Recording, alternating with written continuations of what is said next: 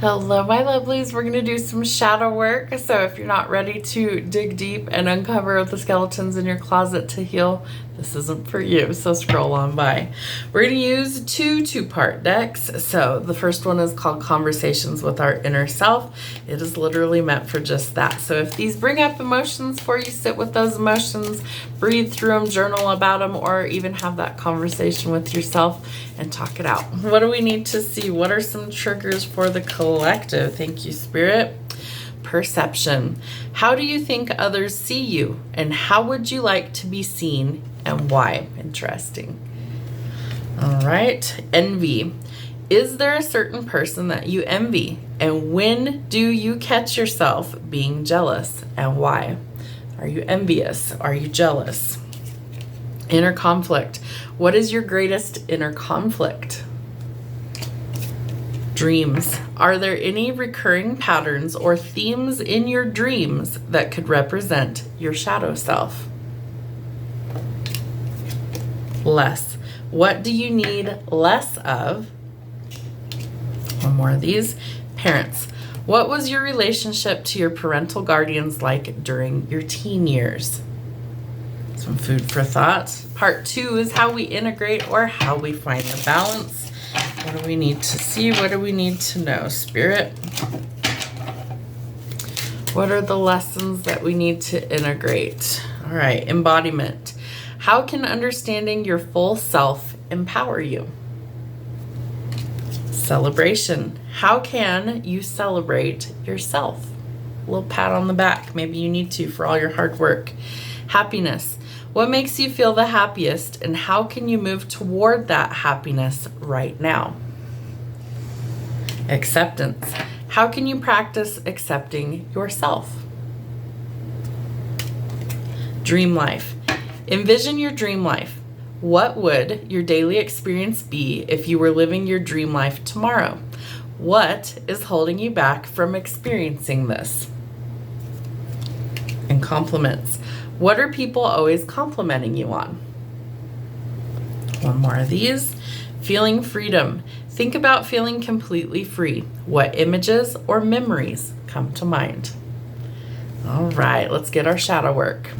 All right, let's see what's going on from the parts of us that are hidden, our shadow self. Where do we start? With the devil. In the shadow, the best way to see it. So in the shadow, it is telling us that we are overcoming all of these things that were holding us back. So in the upright or in the light side, it would be toxic. It would be something with strings attached, temptations, codependency, all of these things that have negative connotations to it. In the shadow side, it's the opposite of that. You've now reclaimed your power. You're taking back control. You're overcoming all of these things like addictions, temptation, codependency, violence, greed, addictions, and anything that is really holding you back from where you truly are meant to be. So that is the best way to get the devil card. We have the Knight of Coins. So I feel like you really need to start planning or setting some goals, because otherwise, how do you get to where you truly want to be? There could have been a lot of imbalance in your life, right? Temperance in the shadow tells us that something's not quite right here, that we're going to have to iron these things out. I feel like you're a bit depleted. If you look at this card specifically, she's pouring into a broken cup, right? So if it's broken, all of what she's pouring into it's going to leak out. And I feel like you are depleted. So it's very incredibly important that you stop giving so much without giving to you first, right? We have to create that balance. If you fill your own cup up first with self-love and self-care, you have more than enough to go around because you don't feel like everything is leaking out. So I feel like that's something that you need to patch up, is the word that Spirit's giving me. You need to patch it up. How do you start to patch it up or stitch things back together and repair things? Is you have to start giving to yourself first, not last. All right, 9 of Cups. So I do feel like you've had some issues in love and relationships, right? I think all of us at adulthood have experienced some form of loss, heartbreak, grief, sadness, turmoil, chaos, right? We've all been there. We've all done that. I think very few people just meet the love of their life right out of high school, settle down, and it's smooth sailing forever, right? I don't think that happens very often, if ever. So I feel like a lot of hopes and dreams when it comes to love and relationships have not panned out how you thought that they would. It's a lot of trial and error. It's a lot of ups and downs. They're giving me the word glitches in love. And I feel like Spirit's trying to show you that it doesn't have to be that way, that things can change. I feel like you've lost that spark, right? Maybe you've lost your passions in life. Maybe other people or relationships have kind of dwindled those things, but I do feel like Spirit is going to give you a little nudge to follow your heart, follow your passions. Maybe specifically for somebody, I feel like maybe you're not even like sexually attracted to people right now because there's just no quality about the people around you that you're like, oh yeah, I really want to date that person or whatever. So I feel like Spirit's going to kind of revive or refresh the energy and bring something new in. It may be unexpected to you, but it might not be what you're looking for. So if it's not, feel free to decline. Something will be illuminated, right? Something that's hidden comes to light. The moon is also a card about balance. It's also a card telling us that we need to be in balance for things around us to have that ripple effect to create the balance in our life. So if everything in our life is chaos and turmoil, internally we're processing all of that as well, and that takes its toll. So you can't be putting out all the fires all over the place by yourself. You're going to run yourself ragged. So you're going to have to decide what is the most important and what can you maybe delegate or what can wait. It's also time to face your fears, right? Do you love the reflection staring back at you or not? And if not, we've got some work to do. When you look at yourself in the mirror, do you look at that person with adoration and love, or do you look at them with, hatred? Because I feel like a lot of times we internalize those things. I did for many years. I hated myself, and I did a lot of work on myself over the last decade plus. And so now I look at myself, I watch my videos back, and I'm like, she's fucking awesome, and I fucking love her. And if you don't feel that way about yourself, we've got some work to do, and that's why we do shadow work over here. All right, so there could be some conflict. There could be some turmoil and chaos. We want to find a peaceful resolution. The Five of Wands in the shadow is just that. We're overcoming those challenges to find a peaceful resolution so that we don't have to live in conflict and chaos. There could have been a lot of options when it came to love. I feel like you want just one. You don't need options, you just need one, right? To make you happy, and it's got to be the right one. So again, there could be some news coming in. I feel like maybe somebody's getting ready to express how they feel, but I feel like negative thoughts are plaguing them. Page of Swords would be spying energy, right? Maybe somebody's watching you from behind the scenes. Maybe they're looking at your social media. Maybe they know of you through work or friends or family groups, things like that. But pages bring news. So I feel like this has been behind the scenes, and I do feel like that will be illuminated. Yep. And Knight of Cups. So this person is lacking a little bit of courage and confidence to express how they feel. Once they find that confidence and courage, they do come in with a legitimate offer. Love that. All right. What do we need to see from our light side, the side that everybody sees? How do we integrate and find the balance?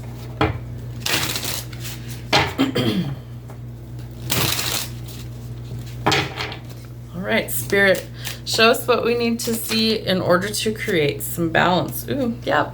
Love's coming in, kids. It's coming in, and it's coming in hot, right? So what's funny is we have Temperance with the broken cup, and then we have this cup that's overflowing with love and emotions, right? So I feel like by you reclaiming your power, by you healing yourself, by you giving to yourself first, you have more than enough to go around. You don't feel depleted, right? because you have created the balance. You have patched yourself back together, and that creates healing. We're also saying no to things that are no good for us, right? We have closed that cycle. We'll be in eclipse season at the time that this message is playing. So I feel like some major things are exiting your life in the month of September and into October. And I feel like as a result, new doors start to open. Death, transformation, metamorphosis, rebirth, renewal. All of these things are changing so that something new can come in its place. And that something new could lead to commitment. This could also be part of your ascension path, is to heal, to learn balance, to learn self-care, self-respect, self-esteem, all of these things, right?